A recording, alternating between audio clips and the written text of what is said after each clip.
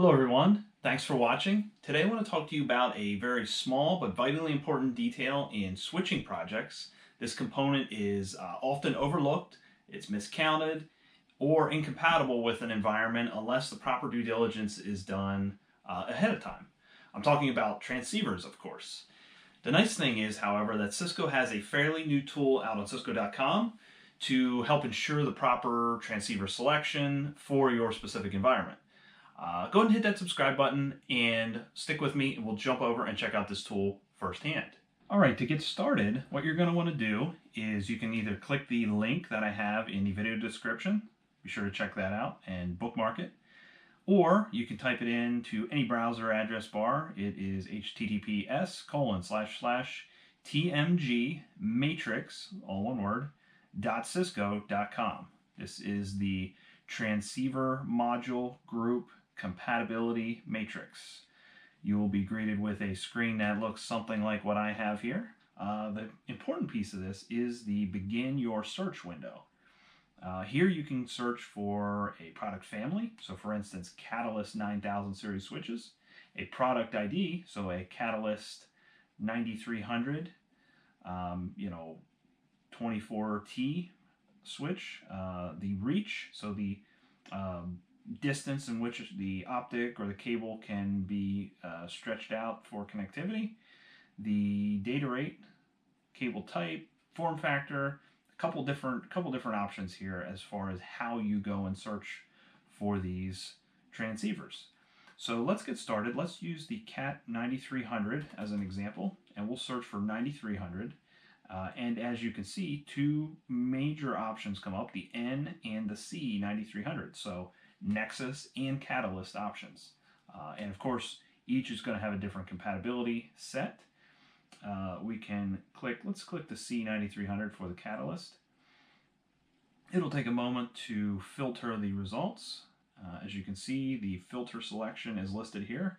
We are filtering by C9300, and that's what we typed in specifically. We can further filter by the data rate, 1 gig, 10 gig, 1/100, 1/1000, 25, so forth. There's actually a few others to expand here, so 40 gig is also an option. We can scroll down a little bit further and see form factor, cable type. Again, we can filter by all of these if we need to. Now, in the center of the screen, as we scroll down, you'll see actually a couple different things. There's a matrix of sorts here. So the first column is going to be the network device product ID. So C9300-NM, we know that is a network module.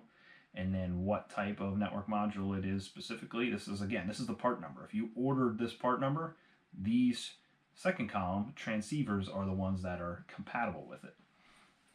In the third column is the data rate of that transceiver. So here we have this 100FX is 100 megs. This H25G is 25 gigs, right? And so on and so forth.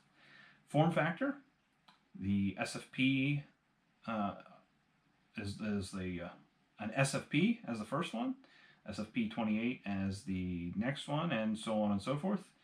We have a reach of 2 kilometers versus a reach of 1 meter, right? So keep an eye on that. The cable type and media. So MMF is multi-mode fiber. There's DACs. There's single mode fiber if you look down through, so on and so forth.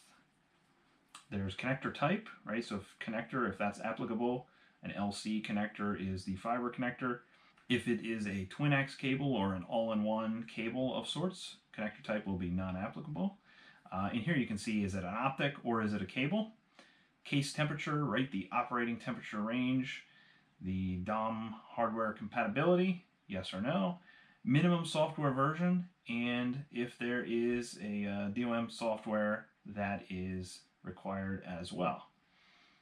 So as you scroll down through, you can see there are a ton of different options, and again, you need to hone in on what is needed for your specific environment. as we scroll down through, you do see occasionally that here's a GLC-T, that is end of sale. So if you still have some of these, you know that it's compatible, but you can no longer order them, so it indicates that as well. To search for a transceiver, simply type in the name of that transceiver. Here I have a 10 gig 5 meter twin-X cable that I'm searching for, so type that in, hit enter, the filter will be applied, and when you see the filtered results, you'll get something like this. It is going to categorize by chassis type, by system type. So here's a Catalyst 2960S, so that's a little bit older switch. You can see the 2960X, a little bit newer. And you can scroll down through and see 2960XR as well. So a number of different units here, and you'll notice that there are numbers of pages of different results. So you probably want to hone in a little bit more, but you can take that optic, or that transceiver rather, and use it as a filtering mechanism as well. Hopefully you found this a useful introduction to the transceiver compatibility matrix tool. Go ahead and comment below. Let me know if you have any tips or tricks to ensure compatibility in your projects. As always, thanks for watching. We'd love to have you subscribe, and we hope to see you back here sometime soon.